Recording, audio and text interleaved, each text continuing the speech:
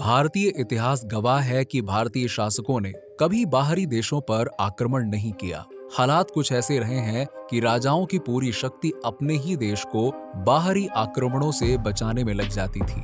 लेकिन राजस्थान में एक ऐसा शासक हुआ जिसने न केवल मुस्लिम आक्रमणकारी मोहम्मद बिन कासिम को भारत से खदेड़ा, बल्कि आगे बढ़ते हुए उन्होंने सिंध सहित गजनी और ईरान पर भी भारतीय झंडा फहरा दिया।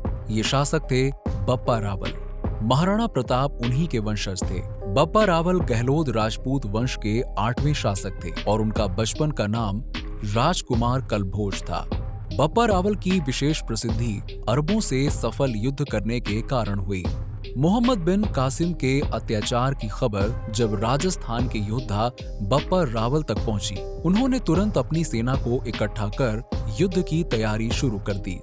बप्पा ने अजमेर और जैसलमेर जैसे छोटे राज्यों को भी अपने साथ मिला लिया और एक बलशाली शक्ति खड़ी की। राजा दाहिर के पुत्र जयसिंह ने कासिम से डरकर जान बचाते हुए चित्तौड़ में शरण ली थी।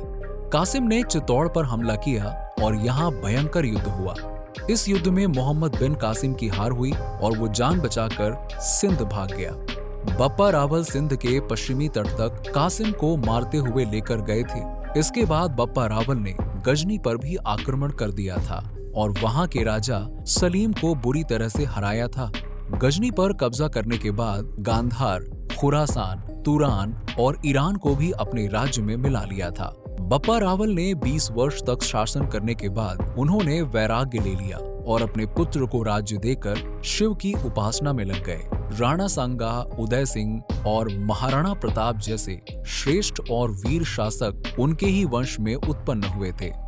उन्होंने अरब की हमलावर सेनाओं को कई बार ऐसी करारी हार दी कि अगले 400 वर्षों तक किसी भी मुस्लिम शासक की हिम्मत भारत की ओर आंख उठाकर देखने की नहीं हुई।